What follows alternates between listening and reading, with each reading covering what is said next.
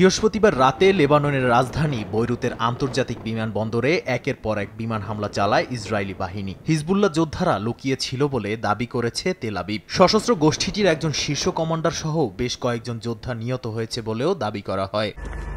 এর মধ্যেই লেবাননের দক্ষিণাঞ্চলে চলমান রয়েছে ইসরায়েলি বাহিনীর স্থল অভিযান। পাশাপাশি নতুন করে ওই অঞ্চলের বাসিন্দাদের দ্রুত স্থান ত্যাগের নির্দেশ দিয়েছে আইডিএফ। ইসরায়েলি বাহিনীকে মোকাবিলায় সরাসরি লড়ছে হিজবুল্লাহর সদস্যরা। বেশ কয়েকজন ইসরায়েলি সেনা হতাহতের দাবিও করেছে গোষ্ঠীটি। লেবানন থেকে উত্তর ইসরায়েলে 10টিরও বেশি ক্ষেপণাস্ত্র নিক্ষেপের দাবি করেছে হিজবুল্লাহ, যদিও এর বেশ কয়েকটি প্রতিহতের দাবি করেছে ইসরায়েলি প্রতিরক্ষা বাহিনী। বাকিগুলো উন্মুক্ত স্থানে আঘাত এনেছে বলেও জানায় আইডিএফ।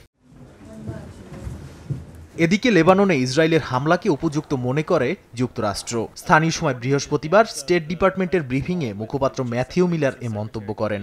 যদিও এতে সংঘাত বাড়ার ঝুঁকি রয়েছে বলেও শঙ্কা প্রকাশ করেন তিনি। এ সময় তিনি আরও বলেন, মধ্যপ্রাচ্যে কোনো মতেই সংঘাত চায় না যুক্তরাষ্ট্র, তবে আত্মরক্ষার জন্য হিজবুল্লাহর বিরুদ্ধে লড়াই করার অধিকার রয়েছে ইসরায়েলের।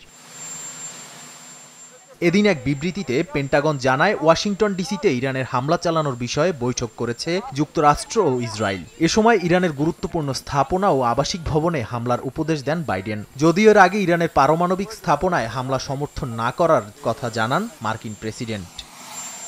নাদিম মারজান, সময় সংবাদ।